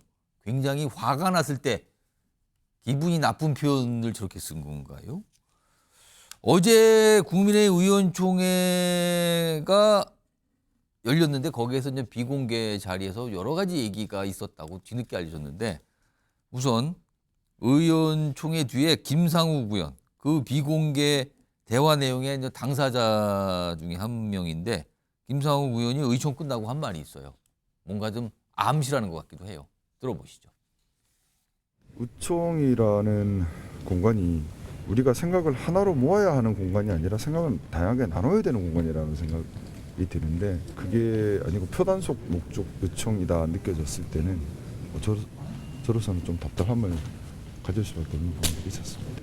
직접적으로 탈당하라는 표현을 쓰진 않았지만 생각이 다르면 같이 갈 수 없지 않느냐라는 취지의 말씀을 있으셨습니다.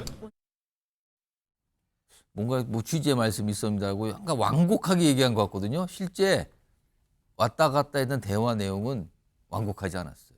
화면으로 정리해 보겠습니다. 이렇게 알려집니다. 우선 김상욱 의원이 이렇게 먼저 얘기를 했다 그러죠. 지금이라도 자체 내란 특검법 발의해야 된다. 지금 민주당 등 야당들이 발의한 특검법이 있는데 뭐 이런 거 여러 가지 상황 감안했을 때 이 국민의힘 자체 특검법을 발의해야 된다. 당이 계엄 옹호하는 것으로 비춰서는 안 됩니다. 그러자 이철규 의원이 다른 의원들을 계엄 찬성으로 몰지 마라. 여기 계엄 찬성한 사람 없지 않습니까? 왜 그럽니까? 약간 이렇게 반박을 한 거죠. 다음 보겠습니다. 그러자 김대식 의원이 우리가 히틀러고 김상욱은 유대인인가? 그럼 누가 탄압하고 핍박받고 뭐 이런 거잖아요, 지금요. 그러면서 김상욱 정치 잘못 배웠다. 앞으로 나한테 형님이라고 하지 마라. 여기서 이런 표현이 나왔어요. 약간 험악해진 분위기인 거죠. 성춘 부의장 어떻게 보셨습니까? 근데 김상욱 의원뿐만 아니라 뭐 조경태 의원이라든지 안철수 의원이라든지 이런 분들도 탄핵 소추안 찬성표 던졌고 그리고 자체적인 내란 특검법 발의해야 된다고 주장하고 있지 않습니까?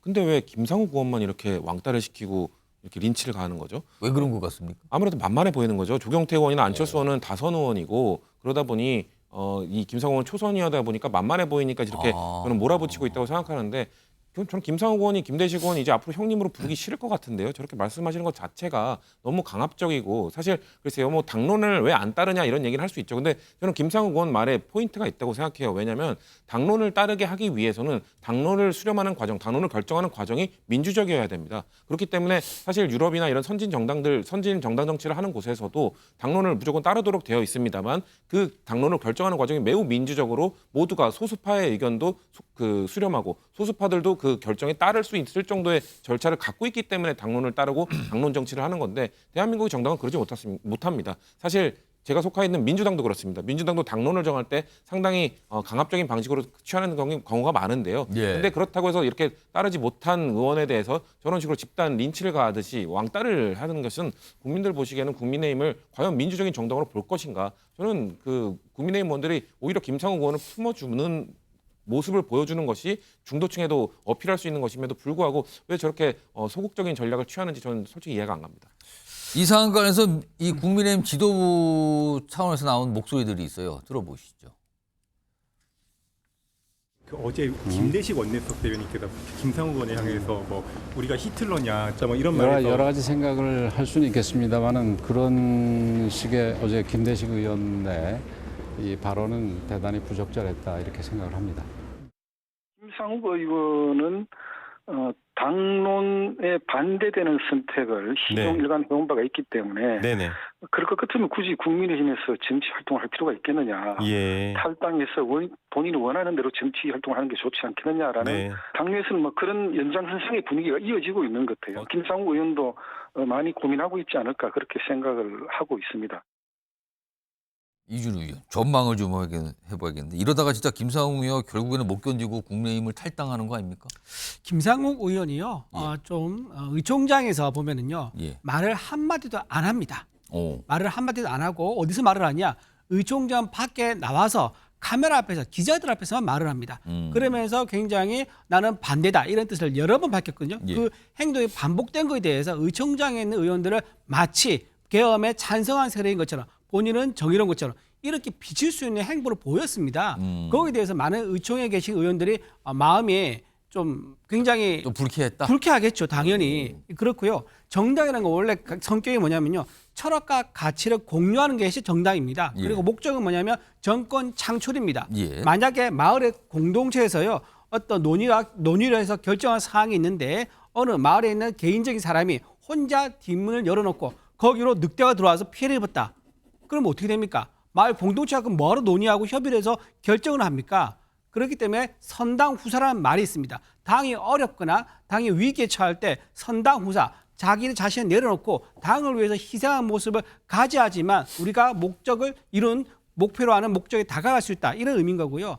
제가 민주당에서 이런 경우에 대해서 한번 제가 사례를 들면 2019년에 금태섭 의원 사례가 있습니다. 2019년에 그때 공수처 설치법이 통과되려고 그랬는데 그때 당론이 민주당에서는 찬성이었습니다. 그런데 금태섭 의원은 반대가 아니고 기권표를 던졌습니다. 기권표 던졌다고 윤리위에 제소해서 경고를 줬습니다. 그런데 현역 의원이 경고받지 못했는 줄 아세요?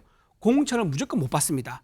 이런 식으로 엄청난 불이익을 줘놓고 나서 반대도 아닌 기권에도 그런 불이익을 줬는데 지금 남의 당에 대해서 이렇게 얘기하는 거 함부로 얘기한 건 마치 그런 적이 없다는 듯이 다양한 의견을 들어야 한다는 듯이 얘기한 것은 굉장히 내로남불이다 말씀드립니다. 자, 국민의힘에서 벌어지고 있는 일인데 그리고요. 내일 2차 체포영장 집행 가능성이 높다. 이른 새벽이다. 이런 얘기가 나오는 상황에서 지금 국민의힘 의원들 사이에서 이런 움직임이 있다 그러네요. 자막으로 확인해 보겠습니다. 내용이 좀 속보 형태로 들어왔습니다. 관저 찾았던 앞서서 한 40명 조금 넘는 의원들이잖아요. 이 여당 의원들이 단톡방에다 뭐를 올렸는데 내일 갈 사람을 모집하고 있다 그럽니다. 내일 체포영장 집행이 이루어질 것으로 보이는 관저 앞으로 이른 시간에 가겠다라는 거예요. 그러면 본인들에 더해서 다른 의원들도 같이 가자는 얘기잖아요, 지금. 그럼 이 상황에서 앞서서 경찰은 의원들이라고 해서 현장에서 맞고 그러면 이거 현행범 될 수 있다라고 지금 경고가 들어가 있는 상태잖아요.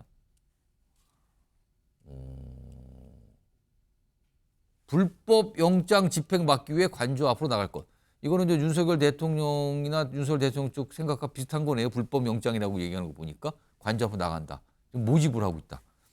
성추훈 부장, 이거는 뭡니까? 어떤 상황인 겁니까? 그럼 오늘 국토특위에서 국방부 장관이 그 임종득 의원의 질문에 대해서 이렇게 대답을 했었죠. 임종득 의원이 불법 영장 집행 아니라고 했을 때 그것에 대해서 지금 결정된 게 하나도 없다. 불법이란 게 드러나지도 않았는데 확정되지도 않았는데 그런 식으로 할 수는 없다라고 한 것처럼 저 의원들이 주장하는 것 역시 저는 지금 대한민국의 그 사법 체계를 무너뜨리고 있는 발언이다라고 생각합니다. 지금 사법부의 정식적인 항의를 통해서 하는 것이 아니라 본인들이 그냥 이건 불법이다라고 주장하는 게 어떻게 온당할 것 같습니까? 그렇기 때문에 저는 의원들이 나간다 하더라도 아까 말씀하신 것처럼 의원들의 불체포 특권은 현행범일 때는 적용되지 않습니다. 현행범으로 체포될 수 있기 때문에 뭐 경찰이 체포해가지고 뭐 그 현행범으로 수사까지 가겠습니까? 그냥 형자를 집행하기 위해서 물리적인 뭔가 방어막을 만약에 혹시 의원들끼리 스크럼을 짜고 있으면은 사실 의원들의 스크럼은 그렇게 위력적이지 않습니다. 그러니까 경찰이 집행할 때 약간의 시간 소요만 될 뿐이지 그리고 본인들이 물리적으로 막을 수 없다는 걸 알아요. 그냥 거기에 사진 찍혀서 강성지지층에 어필하려는 그런 목적 하나로 모이자고 하는 거라고 저는 보고 있습니다. 지금 말씀하신 동안 속보가 들어왔어요. 공조본이니까 이거는 뭐 경찰 공무소 다 포함되는데 55 경비단에 출입 요청 공문을 발송해서 출입 허가를 받았다. 55 경비단이면은 관저 출입 그 입구 그러니까 공간 구역의 정문을 담당하는 게 55 경비단 아닙니까? 군종 아닙니까 지금요? 군병력이죠. 맞습니다. 근데 여기에 출입 허가를 받았다는 거죠. 그러면은 지난 3일 체포영장 1차 집행 당시 1차 관문이라는 쪽을 지키고 있는 게 55 경비단이거든요. 여기는 내일 그냥 통과군요. 그러면 출입허가를 받았다는 거예요, 지금요. 지금 55 경비단은요 수방사 지휘를 받는 이제 예하 부대입니다. 근데 지난번에 1차 집행 때 저기서 1차 관문을 일단 통과는 됐습니다. 그러니까 시간은 조금 걸리긴 했을 뿐이지. 지체가 됐지만 통과는 됐죠. 그때 한두 시간 걸릴 밖에 안 왔던 것 같아요. 그래서 들어갔는데 그 들어갔다 1차 관문이 열렸다는 게 결국은 2차, 3차에 가서는 막혀서 실행을 못했거든요. 그래서 5시간만에 철수한 선례가 있습니다. 그래서 지금 이렇게 1시간 정도 일찍 들어가는 게 큰 의미가 있겠느냐. 거기서 경호처가 인력이 500명에서 700명 사이라 그러는데 경호처가 똘똘 뭉쳐가지고 또 더군다나 전략 무기를 휴대한 채 방어를 한다 그러면은 아마 그 쉽지는 않을 거다. 인해 전술이 온다 그러면은 오히려 인해 전술을 저지하기 위해서 개인 화기를 사용하면서 유혈 사태가 발생할 수도 있기 때문에 아마 공수처가 그런 유혈 사태까지는 가지 않으려고 아마 할 것이다 그래 봅니다. 이거 성시훈 부장 지금 일단 55 경비단이 수방사 군이에요. 군은 그동안 사실은 이 체포영장 집행 저지에 군이 동원되지 않도록 하겠다 이거 눈이 밝혀왔는데 예상대로 출입 요청 공문을 받은 군이 출입 허가를 했다는 거잖아요. 그러면 그 공관 구역 정문은 일단 내일 그냥 통과가 되는 걸로 판단되거든요. 그렇다면은 그 통과되고 조금 더 한 100여 미터 정도 올라가면 2차 관문이라는 곳이 또 있거든요. 거기는 저 경호처나 등등등이 또 지키고 있는 곳인데 그쪽까지는 일단 그냥 가는 걸로 봐야 되는데 이 상황이 뭘까요? 그럼 내일? 저희서 정문을 뚫고 올라가면 버스로 또 막아놨는데 정문이 쉽게 열리게 되면 이 특수견인차를 이용해서 버스는 쉽게 정리할 수 있습니다. 그렇기 때문에 저는 빠르게 진입할 수 있는 근거가 생긴 것이다. 군인들이 왜 이런 결정을 했을까? 지금 그 부당한 명령에 어쩔 수 없이 따랐던 그 비상계엄 때 따랐던 군인들은 다 줄줄이 구속되고 지금 기소돼서 수사를 받고 있습니다. 근데 지금 최근에 최혜병 사건에서 그 박정훈 대령이 부당한 명령에 따르지 않았던 것은 항명이 아니다라는 1심 무죄 판결을 받지 않았습니까? 저는 이런 것도 다 영향을 줬을 거라고 생각합니다. 상부의 명령일지라도 부당한 명령은 안 따라도 된다라는 차원에서 저는 군인들이 저런 행동을 보이고 있는 거라고 보고요. 그 경호처가 지금 그 개인 화기를 소지하고 있기 때문에 예. 유혈 사태라고 할 것이다. 저는 이거 공포 마케팅이라고 생각합니다. 대통령 경호에 관한 법률에 보면은 무기 사용을 할 수 있는 시기가 딱 나와 있습니다. 지금 이렇게 체포영장 진입이나 이런 것들로 그 국가 기관이 들어왔을 때 무기를 사용할 수 있다. 그런 근거정 어디에도 없고요. 그거를 어겨서 무기를 사용했을 경우 사용한 사람은 5년 이하의 징역 또는 1,000만 원 이하의 벌금을 내도록 되어 있기 때문에 사실상 개인 악으로서 공포 마케팅을 통해 사실 이 경호처 직원들을 전부 범죄자로 만들려고 하는 저는 경호처 차장의 무리수라고 생각하기 때문에 내일 저는 진입이 이루어지면은 전 경호처 직원들은 그냥 형식적인 방어만 할 뿐이지 저는 생각보다 빨리 끝날 수도 있다라는 생각을 하고 있습니다. 김성수 변호사, 그렇다면은 그동안 이 공조본이 이런 준비를 하고 있었던 건가요? 그러면 이렇게 뭔가 공문도 보내고 승인을 받고 하는 이 과정인데 지금 속보로 나왔습니다. 일단 55 경비단이 지키고 있는 그 1차 관문이라고 표현하겠습니다. 그쪽은 그냥 출입 허가를 받았다, 통과하는 거다, 이렇게까지 나오네요 지금요. 예, 아무래도 뭐 여러 가지 준비를 했지 않을까 생각이 되는 부분이 있고, 그리고 지금 현재 수뇌부에 대해서 체포영장을 발부한다든지 그러면 조사를 지금 진행을 하고 있지 않습니까? 그래서 굉장히 여러 가지로 준비를 했고, 이에 대해서 일단 내일이 지금 아무래도 시기라고 예상이 되고 있는 상황인데, 이 일단 외곽을 지키는 이 군에서는 바로 이제 이 통과에 대해서 동의를 했다는 부분이 있기 때문에 그런 부분을 준비를 했다라고 한다면 그에 대해서도 아무래도 어느 정도의 효과는 있을 것이라고 생각이 됩니다. 다만 그 앞서 말씀 주셨던 것처럼 결국에는 이 내부에서 경호처 직원들과의 충돌이 더 이제 중요한 부분이 될 수가 있기 때문에 그 직원들과의 충돌에서 어떤 부분이 있을 것인지, 또 그리고 국회의원들 같은 경우에 국회의원은 불체포 특권이 있지 않습니까? 회규 중에 국회의원은 불체포 특권이 있고, 다만 현행범인인 경우에 이제 체포가 될 수가 있는 겁니다. 그리고 그 현행범이 되기 위해서는 사실 공무집행 방해죄가 성립되는지 여부가 쟁점이 될 수가 있는데, 이 공무집행 방해죄는 폭행 또는 협박을 근거로 해야 되거든요. 그렇다 보니까 만약이라도 국회의원이 폭행 또는 협박이 없다라고 한다면 이게 공무집행 방해죄로서 현행범 체포가 될 수 있는지도 쟁점이 될 수가 있기 때문에 만약에 그 부분도 변수로 이제 발생할 수가 있는 부분이 있어서 이것까지도 저희가 내일 어떻게 되는지를 좀 봐야 될 것 같습니다. 자, 이렇게 되면 내일 2차 체포영장 집행은 거의 기정사실화 되는 건가요? 일단 무슨 승인을 받았다는 얘기까지, 출입허가 회신 받았다는 얘기가 나왔네요.